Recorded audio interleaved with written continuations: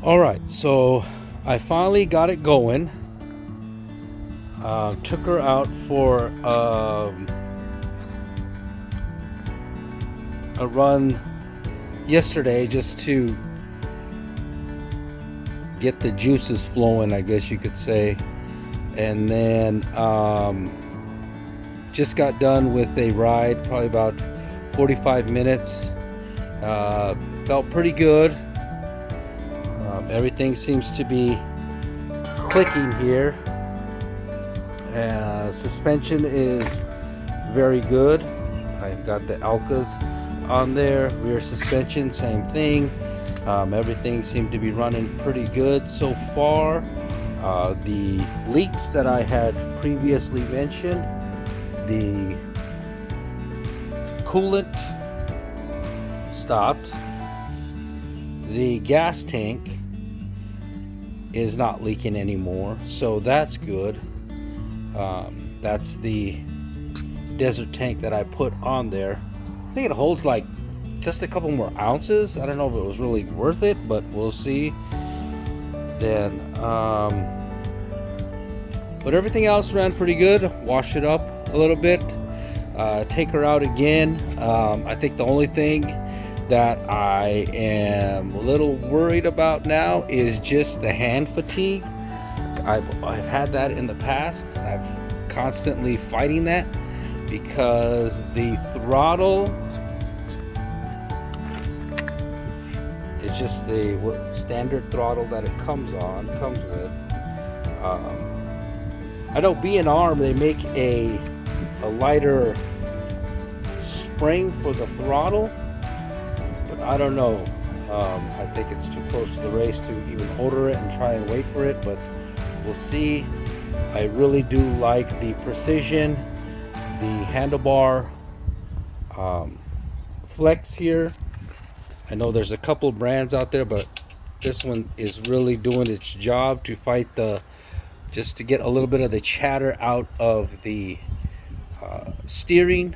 And I also had bought these a couple months back. They're the 4Works carbon fiber replacement parts for the plastic. I got those in. Those were a pain to get in because I had to take down a little bit of this on this bracket here. It was a little too thick, so I had to shave it down so I could get this clip on there so it would be able to clip firmly on there correctly. I'm trying to get that focused. So on this part here, so I shaved this part down a little bit. I hope I don't think I compromised the structure or the strength of it. And so we're less than a week away for the Parker Dam 500. The quads and the bikes will be racing on Friday, and we'll see where we go from there. Thank you for watching. Have a great day.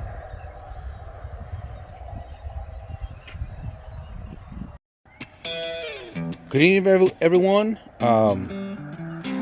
Just wanted to come back on here and say that I was able to get the quad together and did participate this weekend in the Parker Dam 500, the quad and the motorcycle race, which was held on Friday.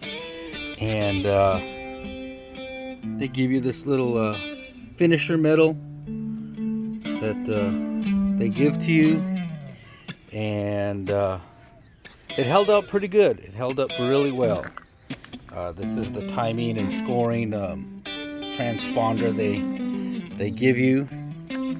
I think I did it in like 5 hours and 15, 16, 17 minutes, something like that. I'm not quite sure.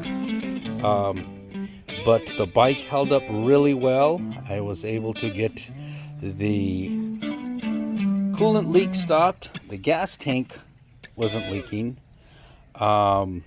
I know I had talked about my thumb fatigue. So I came up with this thing here, and it really helped out. I had no thumb fatigue whatsoever. This was this is a bracket that the bike came with when they put reflectors on it, so I just cut it all up and bent it into shape, and it worked really well. I had no cramping in my thumb whatsoever. The tires held up really well. The Maxxis tires were awesome. The back end, I don't think bottomed out once. The Nerf bars took a beating underneath. There were a lot of rocks. There was a section about right off the bat, maybe the first 5 miles, 6 miles was pretty rocky. Then there was a section probably about 11, 12, 13 that was pretty rocky. And then most of it was pretty reasonable. It wasn't too technical. A lot of high-speed sections. The washes were really fast. I didn't go really fast, but I saw other people go really fast. There's the tech inspection sticker, and I think the only problem I had was with my helmet.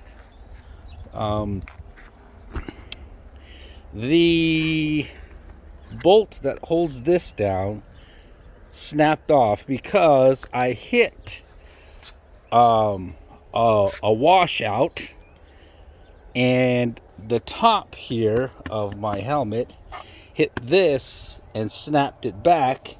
And so as I was going, it was catching all the air, and so I got to the remote pit out at Midway, which is the only one they had. I think that was like mile 32. And so the guys that were out there, they really helped me out. They taped this up for me real quick, and then they gave me a splash of gas. And the off-road community was awesome. They really, people I didn't even know stepped up and helped me out. So thank you guys that were out there at Midway. Thank you guys that were in the main pit that helped me out there. And it was an adventure. I did finish, like I said, and I just wanted to finish. That's what I was just wanting to do. The roll design, the front end held up really well, which, praise the Lord. I did all the front end myself. I'm absolutely no mechanic by any means. I'm a pastor and school teacher, so this is my, I guess, hobby, putting this together. And then I also did the rear end. I put the back end shock on as well. I did the Hinson clutch kit, replaced the stock one, and did that again all by myself. And if I can do it, anyone can do it. And so, because like I said, I am no mechanic whatsoever, but the bike held up, and my nephew helped me out. He helped me with the fuel. He helped me out at Midway, and so that's, I think, another problem that I had. One of the other issues was this bolt came out holding this shroud on, and then another bolt came out down here. So these are zip tied together.